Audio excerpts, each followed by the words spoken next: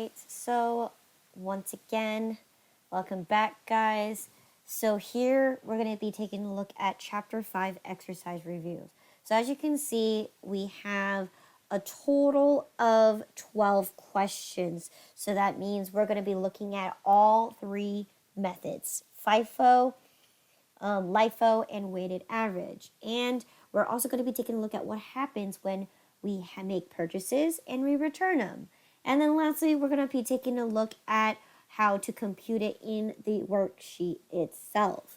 So again, this can take a while for this particular session, but I want to make sure that you guys understand how to compile everything that we learned in Chapter 5. So what happens when we deal with purchases and returns and discounts, and how we actually calculate it in the worksheet. So we're going to go ahead and start with question number 1 here. So question number 1 says that we are going to be computing inventory, and that our inventory tracking method is going to be periodic. And lastly, you need to remember that we are doing FIFO. So first in, first out method, all right? And it says right here, assume all purchases are made on an account and round to the nearest penny. Okay, so with that being said, we're going to be looking at a few concepts here, right? We're going to be practicing rounding our pennies, okay? So let's go ahead and dive right into the first section here. So the first section here says, on June 5th, we made a purchase of 1,000 toys at $1 each, with the freight costing $50. Now, once again, question number 2 says, journalize all transactions, including the conversion entry or the adjustment entry at the end of June. So once again, let's practice how to journalize first and then place it into the worksheet after. So first things first, we got to start out with our date. So it is June 5th, okay? And we need to recognize that this is periodic inventory. So therefore, we need to have a purchase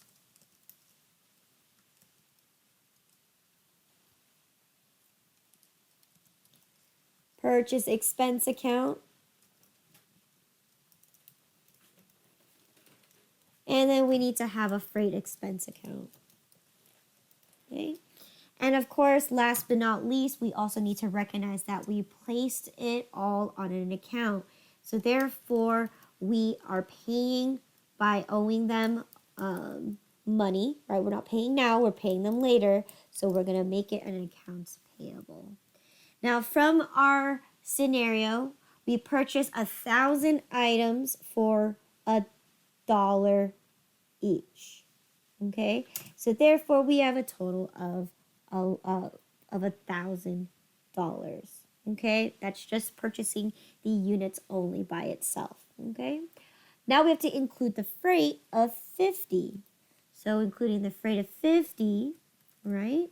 Our grand total that we owe this vendor is going to be 1,050. Okay.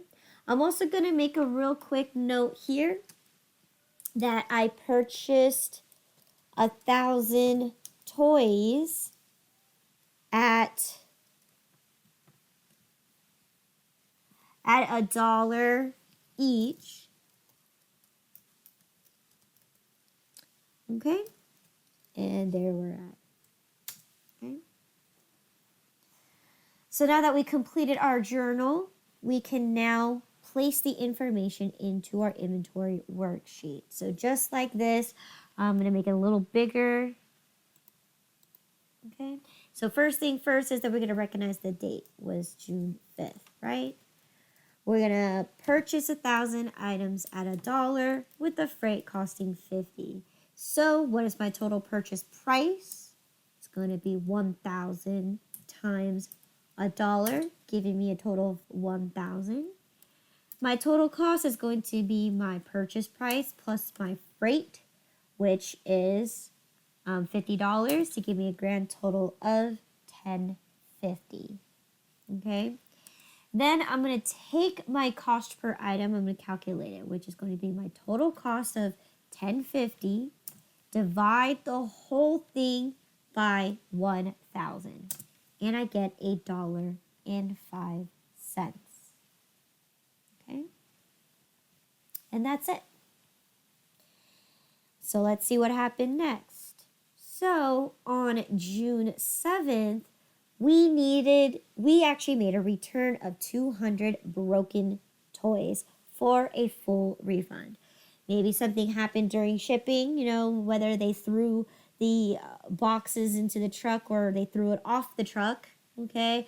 Someone physically counted them to make sure that they received all the inventory, and they found out that 20 of them were broken, and now 200 of them are broken, and now we are demanding for a full refund. Okay? So let's go ahead and journalize it first so that we can kind of get an idea of what we need to place down. Okay? So first off, we are returning 200 items for a full refund. So in this case, I'm going to recognize the date, so June 7th. Now, we are looking at returning items for a full refund, okay? So in this case, purchase expense and freight expense, okay? Those are expenses that are pretty much, you can't undo them, all right? So instead of undoing them, we need to create a contra account in order to reflect that we're making a decrease in my purchase expense. So in this case, we need to look at a purchase returns and allowances, which is a contra account, okay? And if I originally made my purchase expense as a debit, a contra account flows in the opposite direction. So in this case, I have to credit my purchase returns allowances to reflect that I am intentionally decreasing my inventory. I'm reducing it. I'm returning the items. I'm going to get rid of those items and I'm sending it back to the vendor. Okay? Then the second thing that we have to recognize is, well, first off, how did I originally pay for it? In this case, I didn't even pay for it. I placed it on an account, so I owe them money. So if I'm going to get a refund, what you can do is that if you do receive a credit, right, because I'm returning the items, I can choose to either get money back from it, which in this case I can't, right? I can either choose to lower my accounts payable, owe my debt, or owe what I owe. Or I can apply it to a future purchase. In this case, I want to make sure that everything is straightforward and standard, that I'm going to apply it to the invoice. So I'm going to reduce my amount that I owe. So in order to do that, I need to debit my accounts payable because I need to reduce the amount that I owe. Okay? And once again, I'm going to recognize my contra account, which is the purchase returns and allowances. Right? So once again, at what price can I return my items at? Okay? I can, what price did I originally purchase these items for? Okay? So I originally purchased them for $1 each. Okay, so therefore, if I am attempting to return and request a full refund for my 200 items, it's going to cost me, or I'm going to get back what I originally purchased it for, which is $1 each. So in this case, I'm going to decrease my account amount that I owe by $200, right? 200, okay, times that $1 is going to get me $200, okay? And that's what I'm going to return for, okay? So once again, I cannot charge $1.05 because I cannot return freight. Freight is a separate expense, okay? So I can only return at what the original cost or purchase, the unit price that I purchased it for, right? So same, so now I can go ahead and write in my description that I returned 200 toys at, okay, whoa, I think they were broken toys at $1 each for a full refund. Okay. 200 toys at $1 each for a full refund. Okay. So there it is. Now let's go ahead and take a look at our inventory worksheet. Where do you think I should place my returns and allowances? Okay. If I look carefully on my inventory worksheet, I notice that I have one more section right here on the bottom right corner. Okay. I have a little section for my returns, allowances, and my discounts. So first thing I have here is that what is the quantity that I'm making a refund for, or how many items am I returning? I'm returning 200 items, okay? And then again, at what cost am I returning each item? And in this case, $1 each. So straightforward, we're gonna multiply across to get a grand total of $200 return or refund, okay? All right. So let's see what happened next. On June 10th, I decided to purchase another 850 toys at $1.25 with a freight of $45. So in this case, I'm going to go ahead and go onto the inventory worksheet first so I can eliminate having to calculate that twice. So once again, I have it for June 10. I purchased 850 items at $1.25 with the freight costing me $45. Okay. So what is my total purchase price here? Okay, it's going to be the 850 times 125, which I get a total of $1062.50. Plus my $45 freight gives me a total of $1107.50. Okay. And then I need to also calculate my cost per item, which I get $130. But let's take a look. Is it truly $130 in this case? No, it is not $130. It goes beyond $130. It goes $130, 29 and 2941.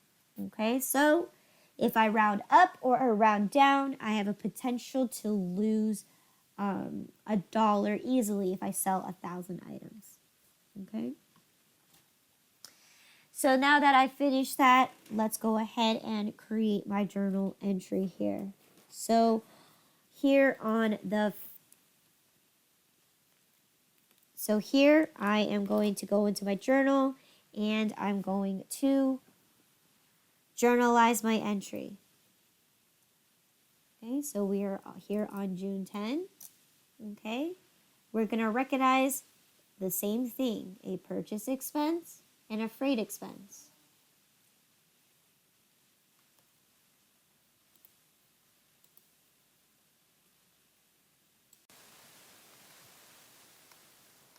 Okay, so exactly what we were talking about earlier is we're going to be recognizing the purchase expense, freight expense, and the accounts payable. Okay. And since we've already calculated in our inventory worksheet, right? Our purchase expense for this one is going to be, once again, the 850 times the $1.25, which got me $1062.50, plus the $45 freight to give me a grand total of owing $1107.50. Okay. I'm also going to make a little adjustment to my little note here. So I have I bought, excuse me, 850 toys at $1.25 each. Okay? Okay, so that's the journal there. So let's see what happened next. So then on June 12th, we end up returning another 50 toys because they were the wrong color. But here, we were willing to accept a 20% discount. So when we made a purchase originally, right? In this case, this one is applying to the previous batch that we bought, which was the 850 units or the 850 toys. We found that 50 of them were the wrong color. So something happened along the lines and they shipped us the wrong color. Okay, and for some reason the vendor decides to convince us to keep the items because there's nothing wrong with them. They're just a different color.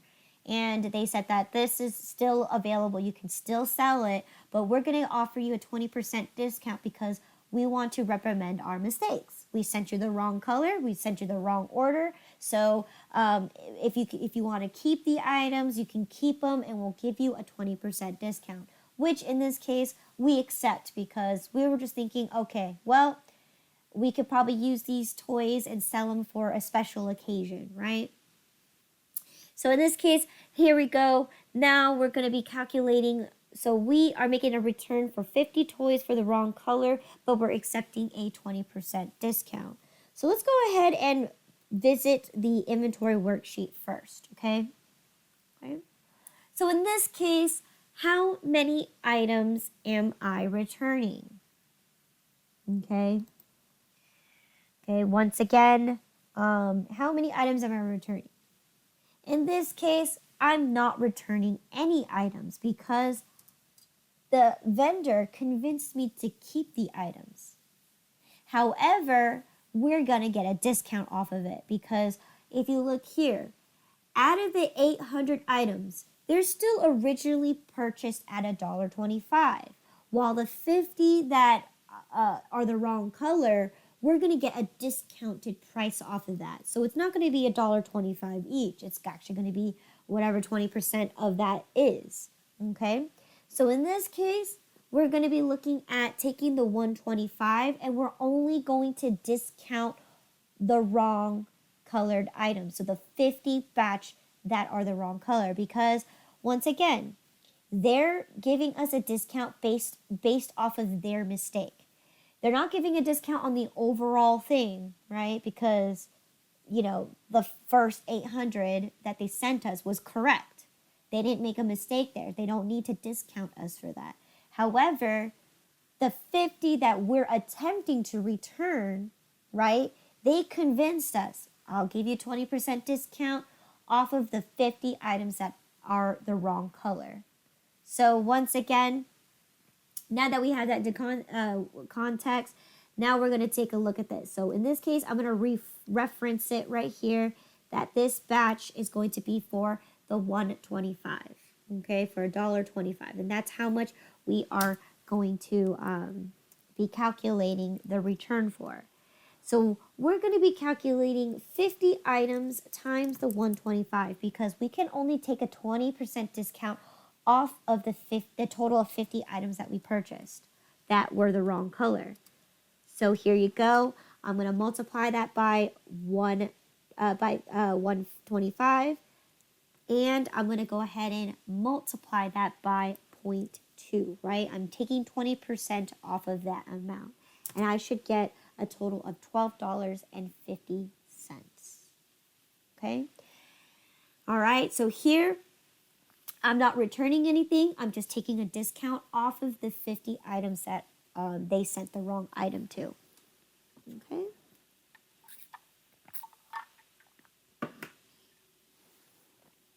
All right, so now we're going to go back to our journal and we're going to journalize this. Okay? So, in this case, it acts as if it's an allowance or a credit, right?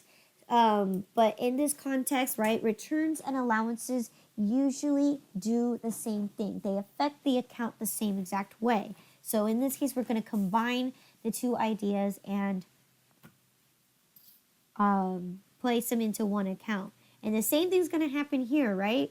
We're going to reduce the amount that we owe because that's how we paid it in the first place, is that we placed it on an account. Okay, so once again, we're going to go ahead and, because how we paid it was on accounts payable. So in this case, I'm going to recreate my journal here, right? I'm reducing the amount that I owe, okay? And I am going to place this in a contra account for the purchase returns and allowances. This is the allowance section, right? Because we attempted to return inventory items, but in this context, we're not doing the full refund. We're getting an allowance or some kind of credit. So here, once again, we already solved for it in the inventory worksheet, which it was for $12.50. All right, I'm going to make an adjustment to my my notes here. So again, I am returning 50 toys, wrong color.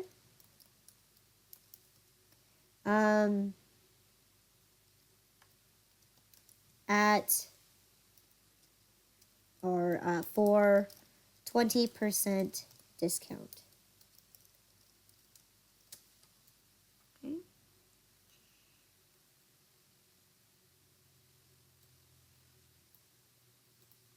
Okay, so there you go. Now that we finished journalizing that, we can go ahead and continue on. All right. So here we are on June 20th. We made another purchase of 500 toys at $1.50 with the freight costing you $25. So once again, straight into the inventory worksheet. It is now June 20th, and we're purchasing 500 units at $1.50 with a freight of $25. Okay, let me double confirm that. Purchase 500 toys at $1.50 with a freight of $25. Okay, so what's my total purchase price? It's going to be 500 times the $1.50, which should give me a total of $7.50. Plus my freight of $25, I should get a grand total cost of $775. And then to solve for my cost per item, I'm going to take my $775 and I'm going to divide it by my total quantity of 500. So therefore, I should get $1.55 each. Okay, so here we're plugging in our numbers, and now we get $1.55 per item. Okay. So let's go ahead and journalize this. So once again, we have a purchase expense and a freight expense, as well as an accounts payable. All right, copy this and paste it down here. And the date is now 6/20, right? So the purchase expense, once again, was for the 500 times $1.50, which gave us $750 plus $25 to give us a total of $775. Okay? Then what happened on the 21st of June? Okay? We ended up returning 20 defective toys for a full refund. Okay? So in this case, I am actually returning my items, and I'm going to return them for a full refund because they're defective. So here, back to my inventory worksheet, we're going to place here that we returned 20 items. All right? And it cost me $1.50 each, because in this case, we're assuming that this was from the previous batch that we purchased. Okay? So we have 20 times $1.50, which should give us a grand total of $30. Okay. Once again, we're going to go ahead and journalize this. So once again, same accounts here except different numbers, right? We're going to take our amount here. Okay, so purchase, returns, and allowances, right? We solve for each one to be $30, right? It's the 20 items at $1.50 to give us a total of 30 items. So once again, here we returned 20 toys, right? They weren't the wrong color. They were just defective. So I'm going to make a note that. Okay, so 20, return 20 defective toys at $1.50 each, full refund. Okay. Perfect. Okay. All right, so let's go ahead and see what happened next. On June 25th, we made another purchase of 600 toys at $1.75 each, with the freight costing you $30. So once again, into my inventory worksheet, it is now June 25th, and I decided to purchase another 600 units at $1.75 each, with a freight of 30. I think it's just 30. Okay. So let's double confirm that real quick. So on June 25th, purchase 600 units at $1.75 each with a freight of 30. Right, so here, inventory worksheet, 600 at $1.75 with a freight of 30. So our purchase price is going to be $1,050, okay, plus my freight of 30 to give me $1,080. And to calculate my cost per item, I should get $1,080 divided by my 600 items to give me a total of $1.80 each. Okay. So once again, let's journalize this transaction, right? Purchase expense, freight expense, and accounts payable. So here for $625, we made a purchase of 600 units at $1.75 to give us a grand total of the $10.50. Freight cost me $30. So in grand total, I owe an additional $10.80. Right? I'm also going to modify my notes here, because now I purchased only 600 toys at $1.75 each. Okay? Right, so last but not least, I have one thing left. And that is that on June 30th, I have a grand total of 1,250 units. Okay? Or 1,250 toys on hand. So let's go ahead and visit our inventory worksheet once again. Okay? I know I was given that someone went down to the basement and took a physical count, and they counted that they had 1,250 left on hand. So that's my ending balance. Okay? So that means we reached the end of our given period. So as you notice, it's every month. At the end of the month, that's when we're going to make our adjustments for our inventory. So let's go ahead and calculate our total sums here. All right. So in grand total, I made a purchase of all of these, which gave me a total of the $2,950. So I got 2,950 toys that I purchased, right? My purchase price is going to be my $3,862.50. Okay. My freight's going to be an additional $150. And then, of course, I get a grand total of $4,012.50. So once again, I'm going to format that. Okay. Boom. Right. I also want to take a second real quick to go ahead and tally up our sums for my returns and allowances column.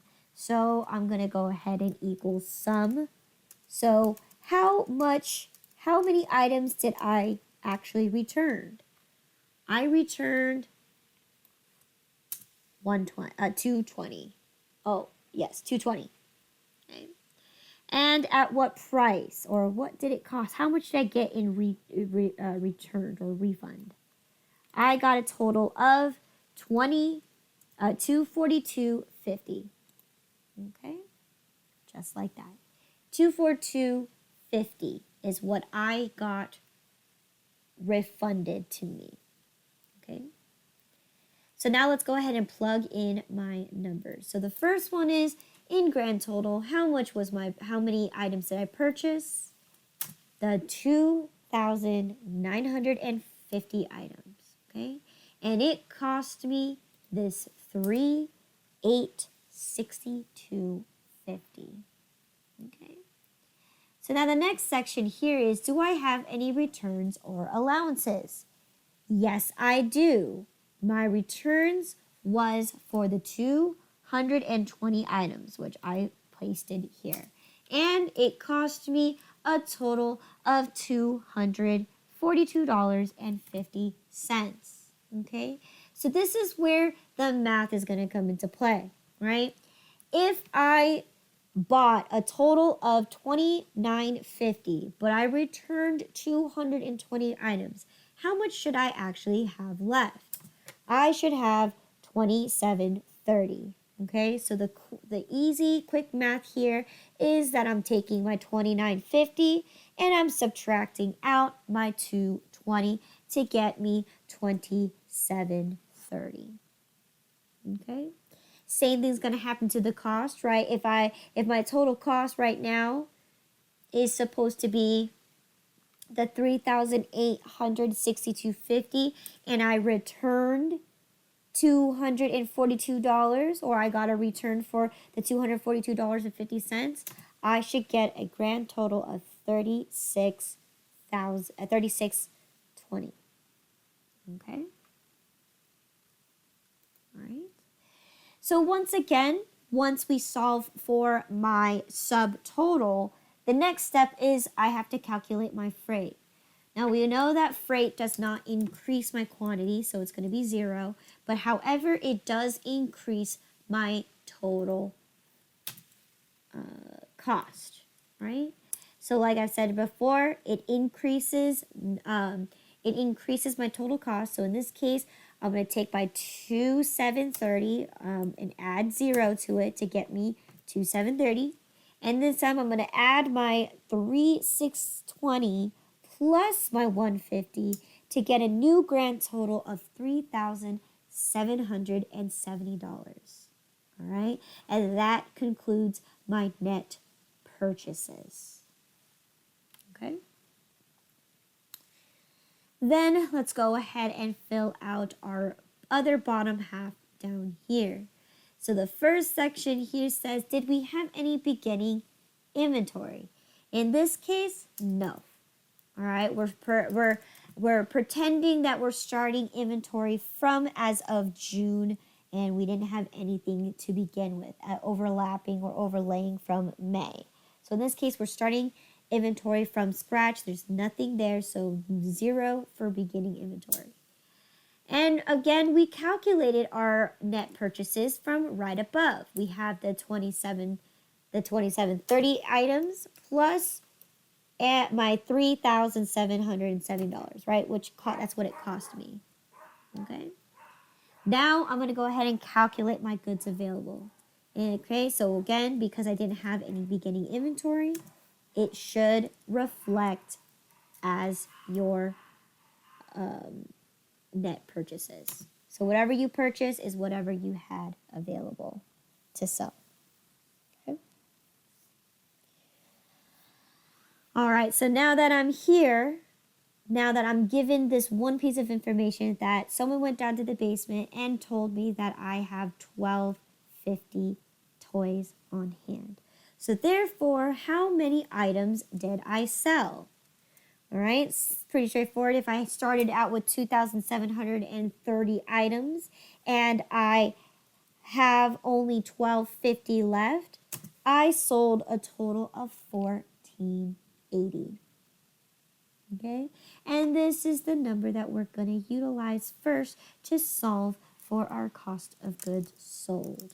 Okay, so once again, I'm going to go ahead and tally up my columns so that I can have a running balance at all times. Okay, so there you go. All right, so here, this is where we're going to solve for our cost of goods sold. So because we're using FIFO, which batch are we actually going to dive into first? Okay. So as you can see, we first in, our first out rule method says that we're going to calculate our cost of goods sold starting from our first batch, which in this case, our first batch was for the 1,000 items. Now, let's do a little recall. Do we actually still have the 1,000 items? No. We returned 200 the next day. So by understanding that, that means I don't have 1,000 items anymore. I only have 800. So in my quantity, right, I'm going to solve for it right now since I'm going to show you here. I am going to get rid of this first batch, right? So I had 1,000, but I returned 200 to get me a grand total of 800. Okay, so now I have a new quantity. Now, I also am going to have a new cost or a new total. So in this case, I do need to solve for my new total. All right, so if my original purchase of the 1,000 items was a grand total of my 1,050, then I'm going to, because I end up returning $200 worth of it, I only have now $850. Okay, that's one way of solving it that way. Okay. The other one is that if you know that you started out with 1,000 items costing $1 and your grand total is for the 1,000, right? I can simply do that as well. If I'm supposed to have 1,000 items or $1,000 worth of items, but I returned $200, right? I'm going to add the freight of $50 to still get a grand total of $850. Okay? That's the second way. A third way of understanding this as well is you can also think about this. If each item is going to cost me $1, okay? If each item is going to cost me $1, and I know for a fact that I originally purchased 1,000, but I returned 800. I returned 200 of them, so I'm left with 800. I can simply take my 800, multiply it by that $1, right? To get your $800 plus my $50 worth of freight to get me still a grand total of $850. All right, that is all valid ways to solve for your new total cost. But the easiest way I would say is you already know what your total cost is, right? Your total is the 1050, all right? And I'm just going to subtract right out how much I returned from that batch, which is the 200 to give me a grand total of the 850, okay? Now in this case, I'm going to get rid of the full 800 because I'm supposed to sell a total of 1480. I have to sell 1480, okay? And my first batch of 800 is going to be eliminated right away. So in this case, I do not need to solve for my cost per item here because there's no point. If you know that you're going to take the full batch of 800 and you know you just recalculated the total cost for it, therefore it's going to be, you don't need to calculate the cost per item, okay? But if you did want to do it for practice purposes only, right? We recognize that our new total cost now is 850. And we're going to divide it by my new total quantity of 800 to give me, okay, okay, I need to clear this out. So once again, I'll do it again. So 850 divided by 800 gives me a grand total of $1.06. But it's not even $1.06 anymore. It's actually $1.25. Okay?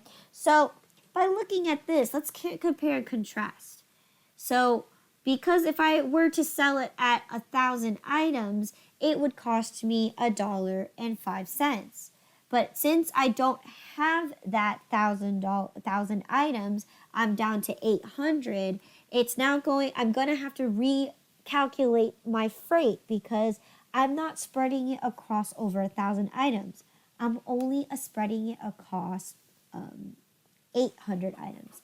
So how this is calculated is, once again, if you have your cost per item as $1, so that's already in place. Now the next step is to calculate the freight and spread it across the number of items that you have. So in the very beginning, if you take that $50 and you divide it amongst 1,000 items, it's 5 cents each. So therefore, $1 plus 5 cents is going to give you $1.05 in grand total for your cost per item.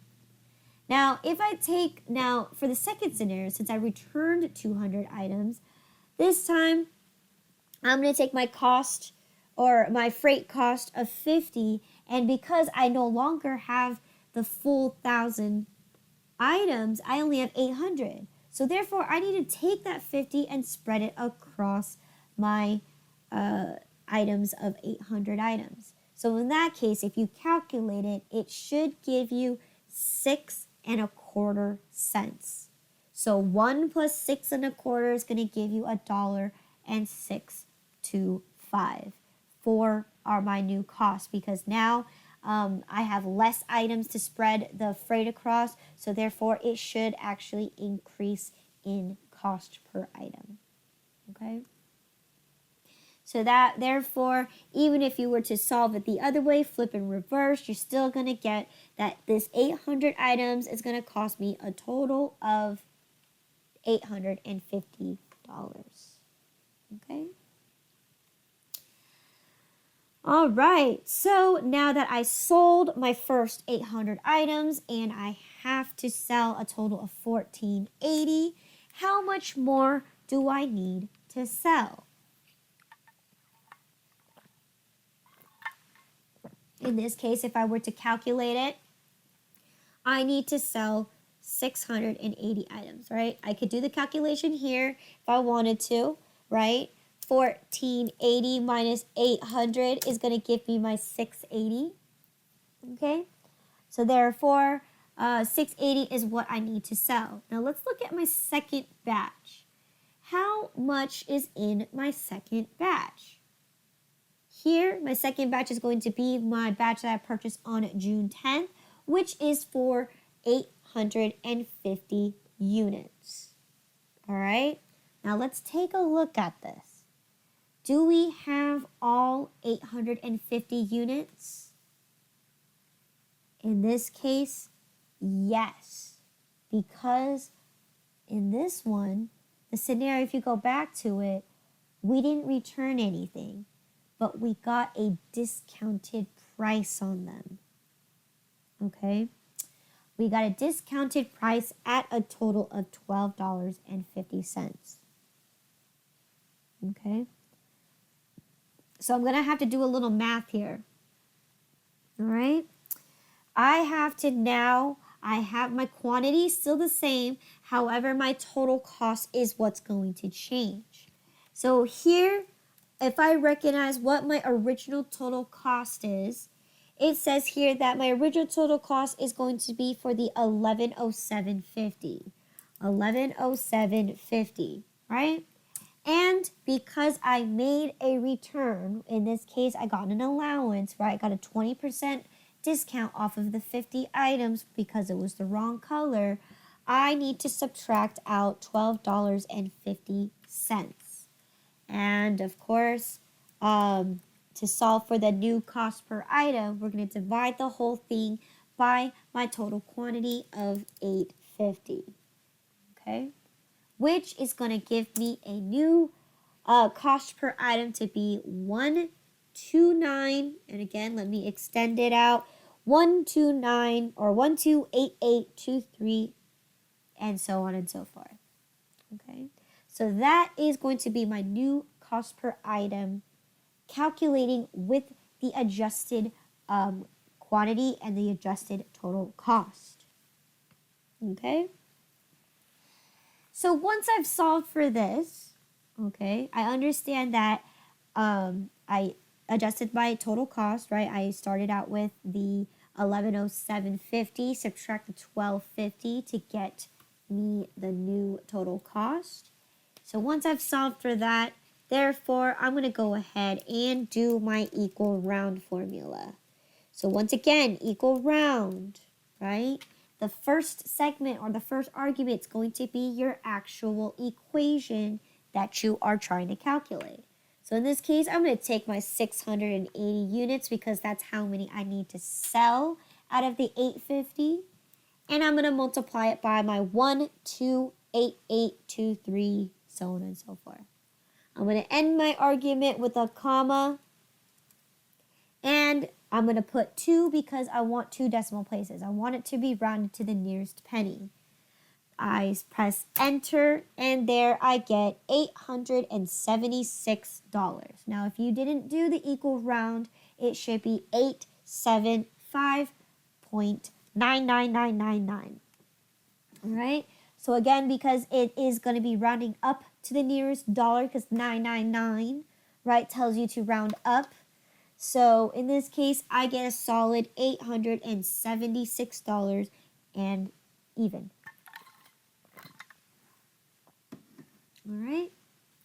So now that I have these totals all calculated up, I have a grand total of selling 1480 units at a grand total of my 1726 even. Okay, so I'm going to pop that in right here. And then now, how do I solve for my ending inventory? Right? I'm going to solve it by taking the simplest way, which is taking my $3,770, and I'm going to subtract my 1726 here to get a grand total of $2,044. Okay. All right. So there you go.